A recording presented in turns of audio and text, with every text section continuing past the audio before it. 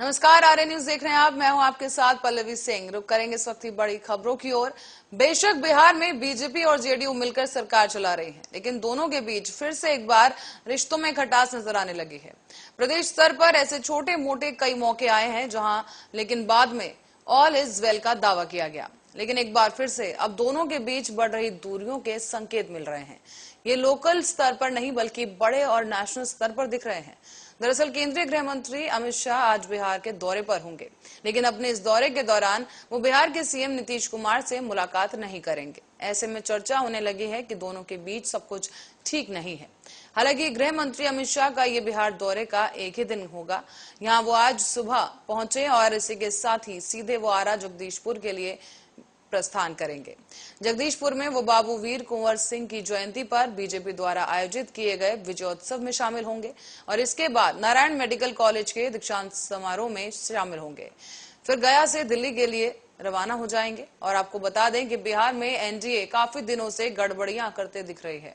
ऐसे में दोनों ही पार्टियों के बीच अब जातीय जनगणना, विशेष राज्य का दर्जा, शराबबंदी कानून समेत कई अन्य मुद्दों पर मतभेद भी जारी है। समय समय पर पार्टी नेता एक दूसरे के खिलाफ बयान देते भी नजर आते हैं। इसी कारण अब बिहार एनडीए गठबंधन के अस्तित्व पर सवाल उठने लगे हैं। हालांकि दोनों दलों के वरिष्ठ नेता किसी भी तरह की गड़बड़ी से इनकार करते नजर आए।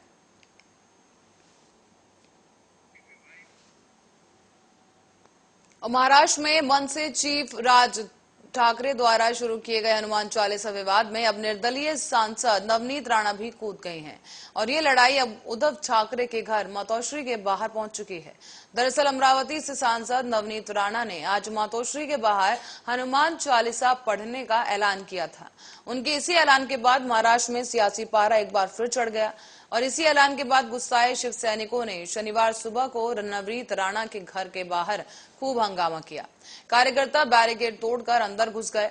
तो इस हंगामे के बाद नवनीत राणा का कहना है कि मैं नीचे भी जाऊंगी, गेट के बाहर भी जाऊंगी और मुझे कोई रोक नहीं सकता। अगर मुझ पर कोई हमला होता है तो उसकी जिम्मेदारी सीएम की होगी।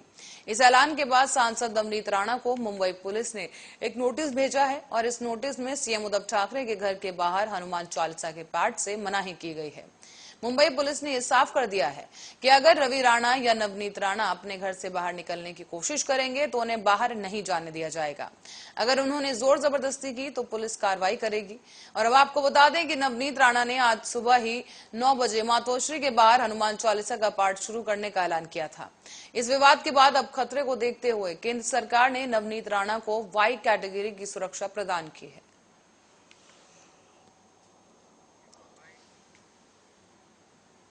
खबर जम्मू कश्मीर से है, जहां पिछले करीब 10 दिनों से आतंक के ग्राफ में अचानक बढ़ोतरी हुई है। 2 दिनों के जम्मू कश्मीर के बारामुल्ला और सुजवा में 2 बड़ी आतंकी वारदातें हुई और शुक्रवार शाम को नौगाम में आतंकियों ने 2 मजदूरों को गोली मारकर जख्मी कर दिया। जम्मू कश्मीर में ताबड़तोड़ आतंकी घटनाएं इस बात के संकेत हैं कि घाटी में आतंकी बुरी तरह बौखला गए हैं। इस बौखलाहट की जब पड़ताल की गई तो इसका सीधा कनेक्शन पाकिस्तान में हुए सियासी बदलाव से जुड़ता है। यहां 10 दिन पहले ही सरकार बदली और शहबाज शरीफ के पीएम पद पर कुर्सी पर बैठते ही घाटी में आतंकी वारदातों की बाढ़ सी आ गई। पाकिस्तान में शहबाज की कुर्सी पर बैठते ही कई आतंकी घटनाएं हुई, लेकिन सुरक्षा बलों ने आतंकियों के मंसूबों को नाकाम कर दिया। इस दौरान बारामुल्ला में आतंकियों ने एक घर को अपना ठिकाना बनाया और इसी का सहारा लेकर वो लगातार फायरिंग करते नजर आए। घर में छिपे आतंकियों की टोली में एक आतंकी नाबालिग भी पाया गया और इसके पिता ने रो रो कर अपने बेटे को आतंकी राह पर ले जाने के लिए आतंकवादियों को कोसा है। बाद में सुरक्षा बलों ने उस घर को ही उड़ा दिया जहां आतंकी छिपे हुए थे। बारामूला में अभी बंदूकें थमी भी नहीं थी कि जम्मू के सुजवा आर्मी कैंप के पास आतंकियों ने सीआईएसएफ के बस को निशाना बनाया। हालांकि सुरक्षा बलों की मुस्तैदी की वजह से दोनों ही जगहों पर आतंकियों को उसके अंजाम तक पहुंचा दिया गया। शहबाज के पीएम बनने के बाद घाटी में हुई इन आतंकी वारदातों पर इस वक्त प्रशासन भी नजर बनाए हुए है।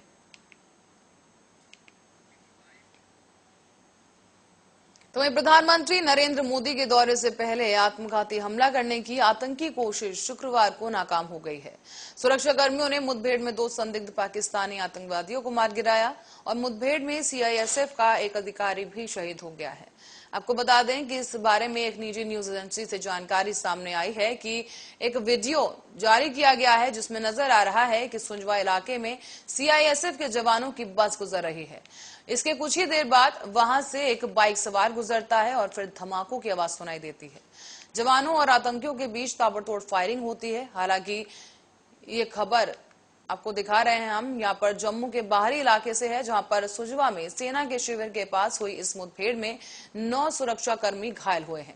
गौरतलब है कि रविवार को सांबा जिले की पल्ली पंचायत में प्रधानमंत्री के निर्धारित दौरे के मद्देनजर पूरे क्षेत्र में रेड अलर्ट जारी कर दिया गया था। डीजीपी दिलबाग सिंह ने मुठभेड़ स्थल का दौरा भी किया और इसके बाद कहा कि दोनों आतंकवादी पाकिस्तान स्थित जैश ए मोहम्मद में आत्मघाती दस्ते का हिस्सा थे। उनकी घुसपैठ प्रधानमंत्री मोदी की जम्मू कश्मीर यात्रा को बाधित करने की एक बड़ी साजिश हो सकती है। ऐसे में आपको बता दें कि एनआईए और राज्य जांच एजेंसी की एक संयुक्त टीम ने दिन में मुठभेड़ स्थल का दौरा भी किया और उनके मामले को जांच के लिए अपने हाथ में लेने की संभावना है। शुरुआती जांच के अनुसार 2 आतंकवादी सांबा जिले में अंतर्राष्ट्रीय सीमा से घुसपैठ करने के बाद गुरुवार को जम्मू शहर के बाहरी इलाके में घुसे।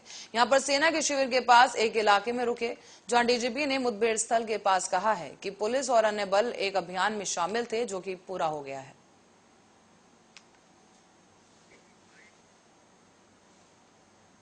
खबर दिल्ली के जहांगीरपुरी से जुड़ी है, जहां आपको बता दें कि लगातार तोड़फोड़ अभियान की आलोचना से बेपरवाह बीजेपी शासित दक्षिण और पूर्वी दिल्ली नगर निकायों ने कहा है कि वो अपने अधिकार क्षेत्र में अतिक्रमण विरोधी अभियान तेज करेंगे और सार्वजनिक भूमि पर कब्जा करने वाले ढांचे की पहचान करना जारी रखेंगे। आपको बता दें कि दक्षिण और पूर्वी दिल्ली नगर निगमों ने कहा है कि दोनों नगर निकायों में अतिक्रमण स्थलों की पहचान करने और अतिक्रमण विरोधी अभियान चलाने के लिए नियमित बैठकें की जा रही हैं। बीजेपी की दिल्ली इकाइयों के प्रमुख आदेश गुप्ता ने पूर्व में दोनों ही निगमों के महापौर को अपने क्षेत्रों में रोहिंग्या और बांग्लादेशियों और असामाजिक तत्वों द्वारा अतिक्रमण हटाने के लिए लिखा था। दक्षिणी दिल्ली नगर निगम के महापौर मुकेश सूर्यन ने ये भी कहा था कि सार्वजनिक भूमि से अतिक्रमण हटाने की रणनीति बनाने के लिए नियमित बैठकें की जा रही हैं। सूर्यन ने यह भी कहा है कि हम अपने अतिक्रमण विरोधी अभियान को तेज करने जा रहे हैं। इस दौरान किसी को बख्शा नहीं जाएगा और हमने अधिकारियों के साथ एक बैठक भी की। साथ ही एसडीएमसी अधिकारी क्षेत्र में कई साइटों पर पहचान की गई है और उन्होंने कहा कि और भी ऐसे स्थान हैं जिन्हें जोड़ा जा रहा है और सोमवार तक हमारे पास अंतिम सूची तैयार होगी। उसके बाद ही ये कार्रवाई की जाएगी और ये पीछे जाने पर ही क्या शाहीन बाग और ओखला जैसे संवेदनशील इलाकों में अतिक्रमण भी हटाया जाएगा।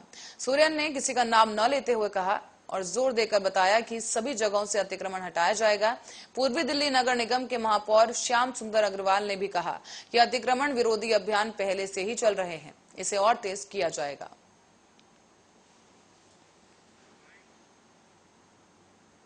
तो वहीं देश के अलग अलग राज्यों में बुलडोजर कार्रवाई को लेकर उत्तर प्रदेश के पूर्व मुख्यमंत्री मायावती ने एक बयान दिया है। उन्होंने कहा कि राजस्थान के कांग्रेसी राज्य अलवर में भी अतिक्रमण की आड़ में मंदिर तोड़ना, तो कहीं बीजेपी शासित राज्य में दूसरे धर्म के स्थलों को नुकसान पहुंचाना और गरीबों के आशियाने उजाड़ देना, ये सब घिनौनी राजनीति नहीं तो आखिर क्या है? जबकि इससे हमारा संविधान कमजोर होगा। ये सब तुरंत बंद होना चाहिए। बता दें कि उत्तर प्रदेश से लेकर मध्य प्रदेश तक शासन प्रशासन द्वारा कभी अवैध अतिक्रमण तो कभी अपराधियों पर कार्रवाई के लिए बुलडोजर द्वारा कार्रवाई की जा रही है। और हाल ही में दिल्ली के जहांगीरपुरी में भी उत्तरी दिल्ली नगर निगम ने अवैध अतिक्रमण हटवाने को लेकर ये कार्रवाई की थी। इस पर सुप्रीम कोर्ट ने आदेश देकर कार्रवाई को रुकवाया। और आपको बता दें कि इस दौरान राजस्थान के अलवर जिले में 300 साल पुराने 3 मंदिरों पर अतिक्रमण बताते हुए बुलडोजर चलाकर उसे ढहा दिया गया। सोशल मीडिया पर भी 300 साल पुराने इस शिव मंदिर को जमींदोज करने का एक वीडियो तेजी से वायरल भी हुआ। इतना ही नहीं बल्कि जो मंदिर तोड़ने वाले मजदूर और अधिकारी मंदिर पर जूते पहनकर चढ़ने और मूर्ति पर कटर मशीन चलाने से हिंदूवादी संगठन और बीजेपी भड़क गई है। इससे पहले भी मध्य प्रदेश के खरगोन में रामनवमी पर हुए दंगे के बाद प्रशासन ने जमकर बुलडोजर की कार्रवाई की। साथ ही अपराधियों समेत सरकारी जमीनों पर अवैध कब्जा कर निर्माण करने वाले लोगों के ठिकाने भी जमींदोज कर दिए गए। तो वहीं अब तमाम नेता सरकारों द्वारा की गई इस कार्रवाई को राजनीति से प्रेरित बताया जा रहा है और साथ ही राज्य सरकारों पर निशाना भी साधा गया।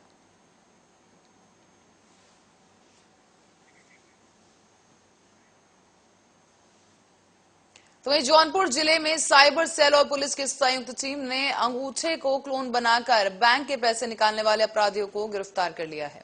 उनके पास से पैसे गिनती करने वाली मशीन, पासबुक, आधार कार्ड, श्रम कार्ड, एटीएम कार्ड और नकदी भी बरामद की गई। साथ ही आपको बता दें, पुलिस ने इनके पास से अंगूठे का क्लोन बनाने का भी सामान बरामद किया और अंगूठे का क्लोन भी बरामद किया गया है। जा रहा था, जो काफी समय से इसमें साइबर की टीम और सर्विलांस स्वाट की टीम लगी हुई थी। इसमें 2 अभियुक्तों को गिरफ्तार किया गया है, जो कि लोगों के फिंगरप्रिंट्स को क्लोन करके फर्जी फिंगरप्रिंट्स तैयार करते थे और उन फिंगरप्रिंट्स के आधार पर उनके अकाउंट से पैसे निकालते थे। अभी जो देखा गया है उसमें पिछले लगभग 1 महीने में 50 ट्रांजैक्शन हुए हैं, जिसमें 18 व्यक्तियों के खातों से करीब 6 लाख रुपए इनके द्वारा निकाले गए हैं। पीछे भी पूर्व में इनके द्वारा कितने पैसे निकाले गए उसकी जांच पड़ताल की जा रही है। इनके पास से क्लोन किए हुए भारी मात्रा में फिंगरप्रिंट्स बरामद हुए हैं और 100 के आसपास पासबुक बरामद हुए हैं। स्कैनर, लैपटॉप, कंप्यूटर और बहुत सारी चीजें और भी बरामद हुई हैं। इनसे विस्तृत पूछताछ की जा रही है। साथ ही जिन जिन व्यक्तियों के साथ अभी तक प्रकाश में आई घटना हुई है उन सभी से संपर्क किया गया। तो महाराष्ट्र के बीजेपी नेता मोहित कंबोज ने दावा किया है कि शुक्रवार की देर रात को भीड़ ने मुंबई के बांद्रा उपनगर स्थित कलानगर इलाके में उनकी कार पर हमला कर दिया है। कलानगर में ही महाराष्ट्र के मुख्यमंत्री उद्धव ठाकरे का निजी आवास मातोश्री भी स्थित है। यहां पर ही सैकड़ों की संख्या में शिवसेना कार्यकर्ता, निर्दलीय लोकसभा सदस्य नवनीत राणा और उनके विधायक पति रवि राणा की शनिवार सुबह को हनुमान चालीसा पाठ करने की घोषणा को विफल करने के लिए जमा हुए हैं। ऐसे में कंबोज ने एक वीडियो संदेश भी जारी किया, जिसमें कहा कि मैं शादी समारोह में शामिल होने गया था। जब घर लौट रहा था तब कलानगर इलाके में ट्रैफिक सिग्नल पर मेरा वाहन रुका हुआ था। उसी समय अचानक से सैकड़ों की भीड़ आई और मेरे वाहन पर हमला कर दिया। उन्होंने आगे वाहन के शीशे तोड़ दिए और दरवाजों को क्षतिग्रस्त कर दिया है। कंबोज ने किसी पार्टी या नेता का नाम लिए बिना कहा है कि हमले में कार में सवार कोई भी व्यक्ति घायल नहीं हुआ। मैं इस तरह के हमले से डरने वाला नहीं हूं, क्योंकि मेरी पार्टी और मैं बीएमसी में भ्रष्टाचार को उजागर कर रहे हैं। कंबोज ने पुलिस के सामने इस मामले की जांच करने और दोषियों की गिरफ्तारी करने की भी मांग रखी है। उन्होंने कहा है कि ऐसी घटनाओं के बावजूद ये बीएमसी में भ्रष्टाचार को उजागर करने से मैं पीछे नहीं हटूंगा। महाराष्ट्र में पूर्व मुख्यमंत्री और विधानसभा में नेता प्रतिपक्ष देवेंद्र फडणवीस ने इस घटना को कायराना करार देते हुए इसकी निंदा की। उन्होंने कहा कि महाराष्ट्र में पैदा हुई नई संस्कृति के मुताबिक जो भी भ्रष्टाचार के खिलाफ बात करता है उसकी पिटाई की जा रही है या फिर उस पर हमला कर दिया जाता है।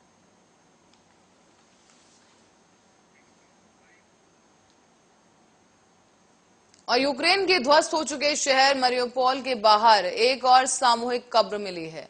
यहां शहर के मेयर के सलाहकार ने शुक्रवार को ये जानकारी दी। शहर की परिषद ने प्लेनेट लैब्स द्वारा उपग्रह से ली गई एक तस्वीर पोस्ट की है, जिसे सामूहिक कब्र बताया जा रहा है। बताया जा रहा है कि 45 मीटर लंबे और 25 मीटर चौड़ी इस कब्र में मैरियोपोल के कम से कम 1000 निवासियों के शव हो सकते हैं। ये भी बताया गया कि सामूहिक कब्र ब्योरेदान गांव के बाहर की है, जहां पर मैरियोपोल के पूर्व में ये गांव पड़ता है। और इससे पहले उपग्रह तस्वीरें उपलब्ध कराने वाली कंपनी मैक्सा टेक्नोलॉजीज द्वारा दी गई तस्वीरों में मैरियोपोल के पश्चिम में स्थित मनहूस शहर में सामूहिक रूप से 200 से अधिक कब्रें दिखाई दी थी। सामूहिक कब्र के मिलने के बाद यह आरोप लगाए जा रहे हैं कि रूस शहर में नागरिकों की हत्या को छुपाने की कोशिश की जा रही है। जबकि मैरियोपोल के मेयर ने शुक्रवार को यूक्रेन के दक्षिणी शहर को पूरी तरह से खाली कराने की अपील की। बता दें कि शहर को लेकर अब राष्ट्रपति व्लादिमीर पुतिन का कहना है कि इस पर अब रूसी सेना का नियंत्रण है। मेयर वादिम बोइचेको ने राष्ट्रीय टेक्नोलॉजी और टेलीविजन पर बताया है कि हमें केवल एक चीज की जरूरत है, आबादी की पूर्ण निकासी। लगभग 1 लाख लोग मैरियोपोल में फंसे हैं और बोइचेको, जो कि मैरियोपोल में नहीं है, उस शहर में या फिर उसके आसपास किसी भी लड़ाई के बारे में कोई अपडेट नहीं दिया गया। हालांकि उन्होंने ये ब्यौरा दिए बिना कहा है कि मैरियोपोल में रह रहे लोगों के साथ रूसी सेना का मजाक जारी है। पुतिन ने गुरुवार को भी कहा है कि रूसी सैनिकों ने मैरियोपोल को मुक्त करवा लिया है, लेकिन यूक्रेनी अधिकारियों के अनुसार यूक्रेनी लड़ाकों का एक दल अभी भी अज़ोवस्टल स्टील कॉम्प्लेक्स के भूमिगत बंकरों में सैकड़ों नागरिकों के साथ हताश परिस्थितियों में मौजूद है।